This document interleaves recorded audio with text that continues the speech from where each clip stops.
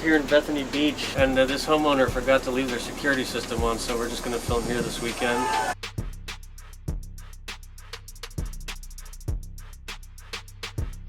We have a theme for this episode. Here's the scenario. You got a group of, let's say, 6 to 10 people coming over. You don't want to spend a lot of money because, let's face it, you want to keep the good stuff for yourself, right? Of course. So what are you going to make for a budget? Let's say $20. The idea is, you know, when you grill, you have one of two goals generally. It's either to feed your friends or to impress them. And you can feed your friends for $20. That's not hard. You know, get a bunch of burgers and hot dog, apply heat, and just kind of throw them at your friends and let them feed. But we don't do that around here. We each gave ourselves a $20 budget, but we're going to make something in the grilling every season fashion. Actually preparing the food, putting some thought into it, a little bit of artistry, a little bit of originality. We're going to show you how to actually impress your friends, not just fill their stomachs up. And if they don't like it, they don't have to show up next time. You've really built this up now. What is it that you're actually going to make? I'm going to make two staples of American grilling cuisine, which is ribs and chicken wings. I'm going to take a slightly novel approach to both, and you'll see that you can actually produce a remarkably large quantity of food for not very much money at all. So what are you going to do for this? I'm going to go South American. I'm going to make choripan. It's a sandwich made with fresh sausage. Take a fresh piece of bread like a French baguette. It also has fresh vegetables. You make a sauce. Now, in different countries, in Argentina, they'll make chimichurri. In Chile, they use a sauce called pebre. In Mexico, they might use pico de gallo. This is an art in and of itself. I'm going to keep it simple. One of the reasons I really love this food, it's an awesome food to have with wine, beer, or even your choice of hard liquors. And let's face it, if you're going to be grilling, what are you going to be doing? You're drinking. You're going to be drinking. It kind of goes together. But only in moderation. But moderation should also be done in moderation. Here we got a little under 2.5 pounds of Mexican chorizo sausage. This store had the bad idea to freeze this stuff, but beggars can't be choosers. I'm going to take it out and let it thaw. And with all the essential ingredients, we're coming in just under $20. We have two packages of chicken wings. We got the drumsticks and the wings. This isn't the most efficient way to buy them because you can buy the wings whole and then actually dissect them yourself, but I decided to go the lazy route. And then right here we have almost 4 pounds of country style pork ribs, and these are deboned. It's probably the most efficient way to buy pork. It's less than $10. We decided we wanted to have a side. We're gonna do corn. All these cost less than $2. The first step for the pork is we want to par bake all of these pork ribs before we put them on the grill. As you can see, they're not completely cut. They're just kind of scored. We're going to complete the cut and turn them into individual pieces. We just cut along the score marks, finish the cut like so. And now we're going to prepare the seasoning, just using garlic, salt, and black pepper. I always believe that the most efficient and sanitary way of doing this is just mixing everything in a bowl beforehand and then just using the bowl to distribute it so that you don't have to keep going back to the container that's then going to be shared. And as you're rubbing it into this raw meat, it's just not something that you want to keep mixing up and contaminating. And mix everything together. Super basic because most of the flavor is still going to come from the sauce that we use when we're finishing it on the grill. So this is just kind of a base flavor. And then we spread it over the meat. Try to make it nice and uniform.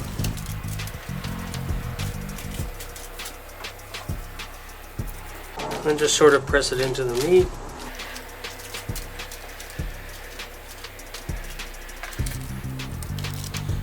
So the next step is actually to slowly braise all of this meat in the oven for a little while just to get it nice and tender before we finish it on the grill. You can use almost any braising liquid you want, even broth or just salt water is fine, or fruit juice, but we're going to use some of this beer. We're going to get a little fancy. And just a little bit, you don't need too much.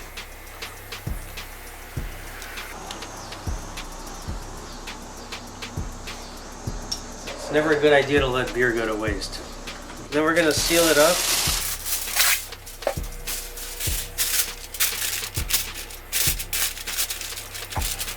And we're going to bring it back inside.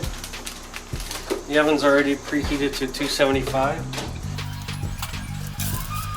About an hour and a half ought to do it. We're gonna make a simplified sauce for this. This is not exactly chimichurri, but since we want to keep this on a budget, we're gonna make it simple, all right? I don't want anybody complaining. We'll start with one large tomato. Drop that in the blender.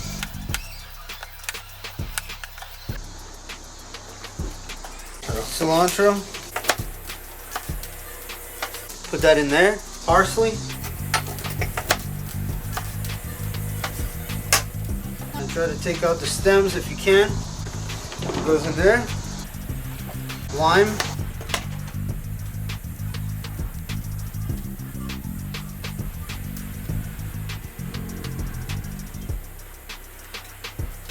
Couple of cloves of garlic.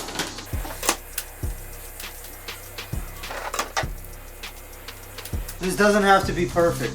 You're just putting in fresh ingredients. You can't go wrong. A little olive oil. Balsamic vinegar. Now with the oil, vinegar, salt, pepper, these are things you should have in your house. It's not part of the budget. If you don't have it, you shouldn't be grilling. And we're gonna blend it up.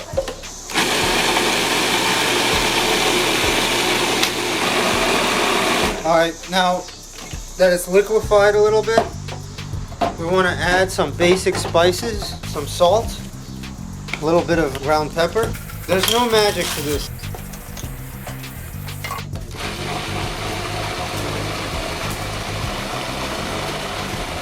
And now you have your sauce. Look at that. And that smells so fresh and so good.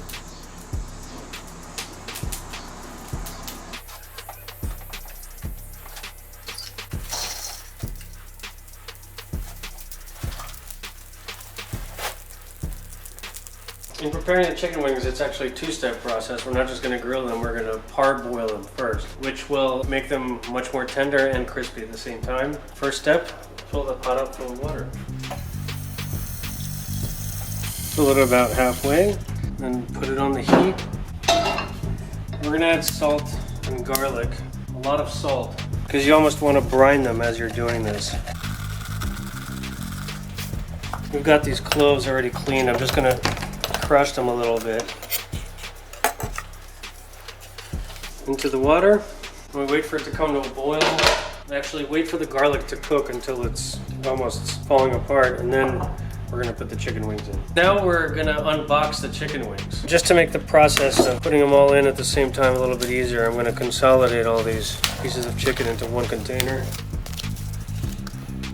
What most chefs don't tell you is that it's actually a good idea to handle chicken with really dirty fingers, because the bacteria helps to tenderize the meat. You actually want the bacteria to fester on the surface of the chicken as much as possible right before you cook it. Where our parents are from, this is already considered soup. Okay, so the water is nice and hot now, and now we put the chicken into the pot. Notice it's not boiling.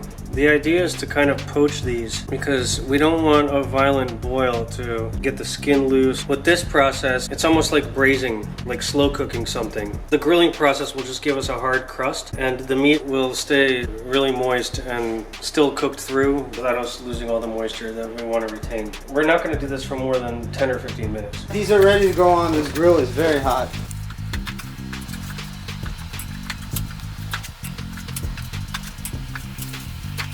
These things busted open in the heat, so we're going to turn them. See how fast they cook? It's amazing. That's why you have to tend to the grill. We're going to cook them on this side and then move them to a lower heat zone. Because we got a super hot fire here, so you have to adjust. We're going to move them off the coal and let them cook a little more slowly. Next thing we're going to do is split these chorizos so that they can cook down the middle. You normally would not do this when you're cooking regular sausage or chorizo of any kind, but because it's going to be in sandwich form, we have to make it fit. So what we can do is split it and we put it back on the grill, face down, just like that.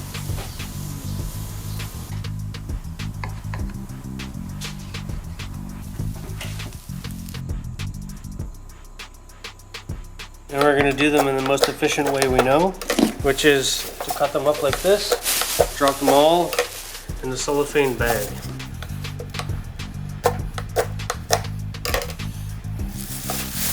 Pour a little bit of olive oil in there, not too much. And some garlic. No need to be too careful with that.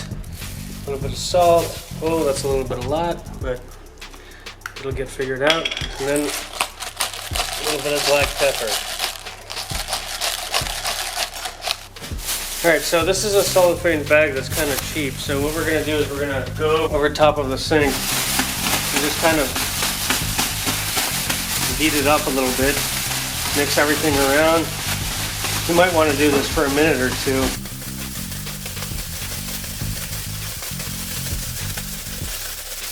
Now, there's different philosophies on the bread. Some people like to toast it. This is super fresh. This is so soft. I'm just gonna go ahead and work with this bread the way it is.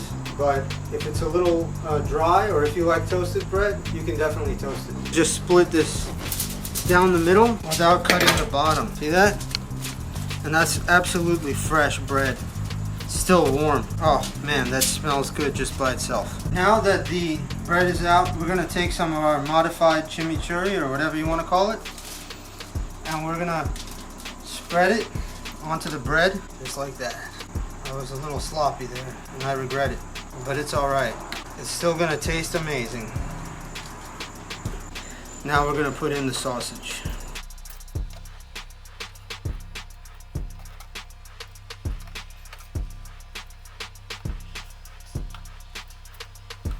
For presentation, what I like to do is put a little more sauce on the top, and as a garnish, some of that unused parsley, cilantro, whatever you have on hand, and it just looks amazing.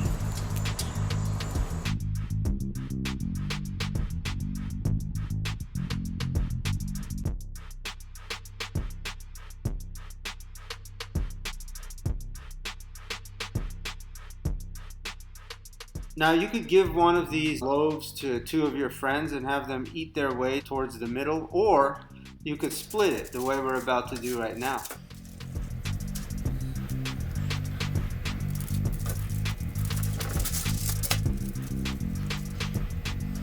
Now I'm cutting at an angle. You might say why? Presentation. We want to make it look cool. We want to make it look unique. Now that's 13 sandwiches, and we have a little bit of chorizo left over.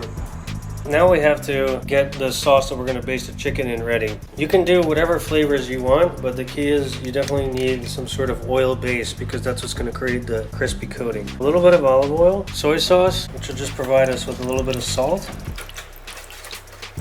And then we're going to get a little bit fancy with this roasted pineapple and habanero deal from Robert Rothschild, the least successful of the Rothschild family. I'm just going to mix that in there. It says habanero, but it's really not that hot at all. And so this is going to provide a little bit of sugar, which will actually caramelize when it's on the grill. It'll add a little bit of a flavor also. We're going to mix all this together, and when the chicken goes on the grill, we're just going to baste this lightly. We're going to get an added element of crispiness from this. We're going to also be basting the ribs in a sauce. And again, the main thing is we want a crust. So we want a base of olive oil. And then after that, we're just going to add whatever is convenient. In this case, we have some kind of barbecue sauce here. I don't know what it is, but it's decent. We're going to add some hot sauce to it.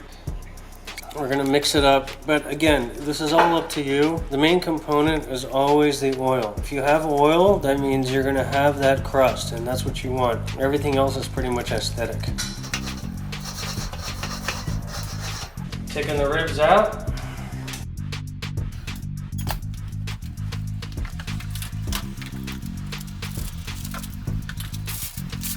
Now, they don't look that great right now. But they smell great. Not really, but you'll see in a second what's up.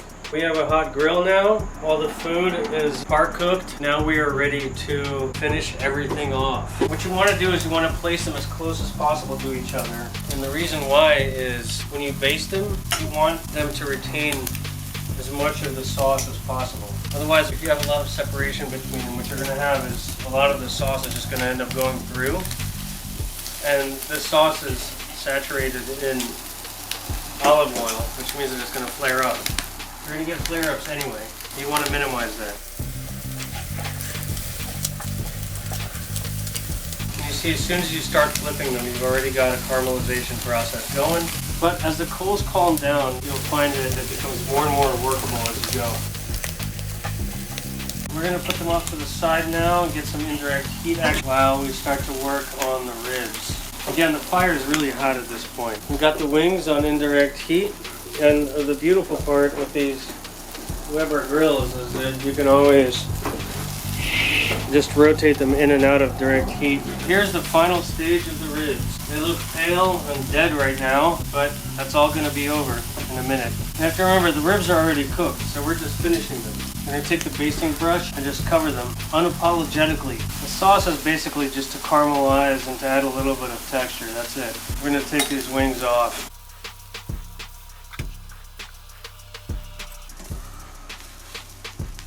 The corn's already seasoned, so we don't have to worry about that. Just going to get a quick cooking. And then we're going to give the ribs another basting. Gotta flip the corn a little bit. I'm gonna flip the rib one more time. No longer pale. I'm gonna start taking the meat off.